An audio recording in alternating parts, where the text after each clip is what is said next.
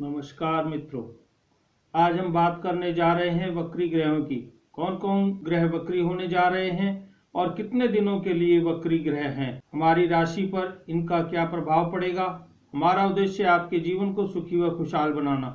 आप देख रहे हैं वैदिक एस्ट्रो। हम बात करने जा रहे हैं चंद्र राशि पर आधारित कुंभ राशि वाले जातकों का राशिफल 2020 के अनुसार क्या कहती है। वैदिक ज्योतिष पर आधारित इस भविष्य फल की जानकारी। ज्योतिष शास्त्र के अनुसार कुल 12 राशियों की इस कड़ी में वक्री ग्रहों का कुंभ राशि पर क्या प्रभाव है। यदि आपने सब्सक्राइब नहीं किया है तो सब्सक्राइब करें, लाइक करें, बेल आइकन के बटन को दबाएं। अब शुरू करते हैं कुंभ राशि वाले जातकों का चंद्र राशि पर आधारित भविष्य फल की जानकारी। मित्रों, सबसे पहले बात करते हैं कौन कौन से ग्रह वक्री होने जा रहे हैं। तो शनि 142 दिन वक्री रहेंगे, जो 11 मई 2020 से 27 सितंबर तक वक्री रहेंगे और 28 सितंबर को मार्गी होंगे।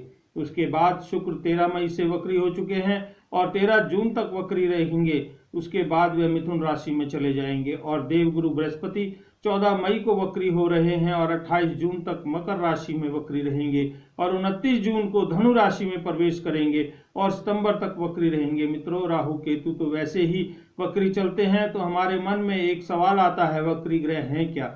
मित्रों, हमारी एस्ट्रोलॉजी में 9 ग्रह हैं। राहु और केतु छाया ग्रह हैं, सूर्य और चंद्रमा सीधे चलते हैं, बुध और शुक्र पृथ्वी के नजदीकी ग्रह हैं और मंगल, गुरु और शनि यह भारी ग्रह हैं। हमें प्रतीत होता है कि वक्री ग्रह पीछे चल रहे हैं, परंतु वक्री ग्रह पृथ्वी के नजदीक हो जाते हैं तो इनका प्रभाव भी बहुत अधिक बढ़ जाता है। अब बात करते हैं कुंभ राशि पर इनका क्या प्रभाव पड़ेगा। अब हम इन्हें 2 भागों में बांट लेते हैं।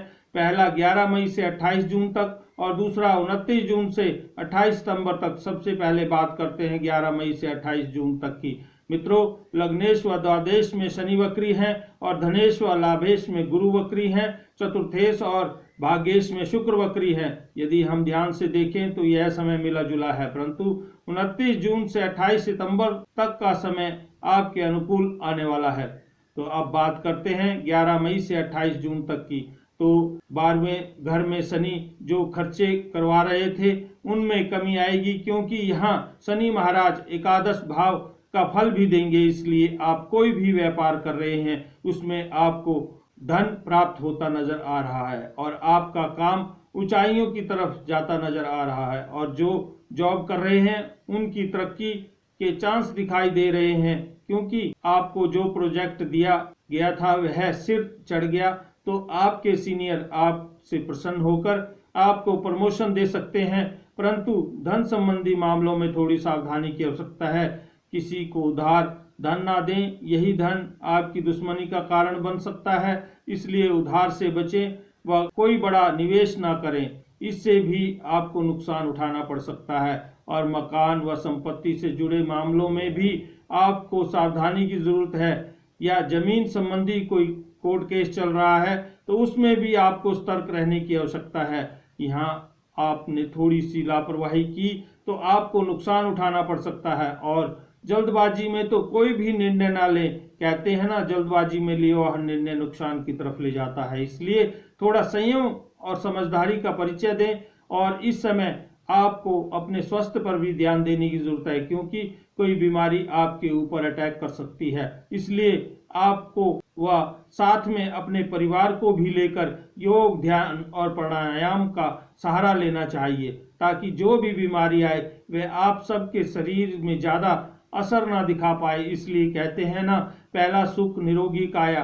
तो आप अपने स्वास्थ्य का ध्यान रखते हैं तो यह समय आपको अच्छा निकलने वाला है। बाकी दशा पर भी निर्भर करेगा। मित्रों, अब बात करते हैं 29 जून से 28 सितंबर तक की। तो यहाँ शनि लग्न में बैठे हैं, इसमें शनि की शुभता बढ़ती नजर आ रही है। और दूसरा, गुरु का धनु राशि में वक्री होना और एकादश भाव का फल देना बहुत अधिक शुभ है और यह फलदायी भी है। इसलिए यह समय आपके लिए बहुत अच्छा जाने वाला है। आपके पिछले समय की सारी अड़चनें ठीक होती नजर आ रही हैं। इसलिए यहाँ धन लाभ के भी अवसर दिखाई दे रहे हैं। यदि आपने कोई नया काम शुरू किया था उसमें थोड़ी बहुत अड़चनें थी, वह भी इस समय ठीक होती नजर आ रही हैं। और आपके जितने भी रुके हुए कार्य हैं वह इस समय पूरे हो जाएंगे। दिया हुआ धन भी आपको अचानक मिल सकता है। यदि आपका विवाह नहीं हुआ है तो आपको अच्छा पार्टनर मिलने के योग भी हैं। यदि आप विवाहिता हैं तो आपके घर कोई भी मांगलिक कार्य हो सकता है। और यदि आप जॉब ढूंढ रहे हैं तो जॉब मिलने के भी पूरे चांस हैं। यदि जॉब कर रहे हैं तो प्रमोशन के चांस हैं। और इस समय आप अपने शत्रुओं पर भी विजय पाते दिखाई दे रहे हैं। तो मित्रों, 29 जून से 28 सितंबर तक का समय ओवरऑल काफी अच्छा नजर आ रहा है, परंतु आपको अपने व परिवार के स्वास्थ्य का ध्यान रखना है। जैसे मैंने पहले भी कहा था कि आपकी दशा पर शुभ है तो आपका समय भी शुभ होगा, फिर भी आपको संभल कर चलने की आवश्यकता है। बाकी आपकी दशा पर निर्भर करता है। ज्यादा विस्तार से महीने के राशिफल में आपको बताते रहेंगे।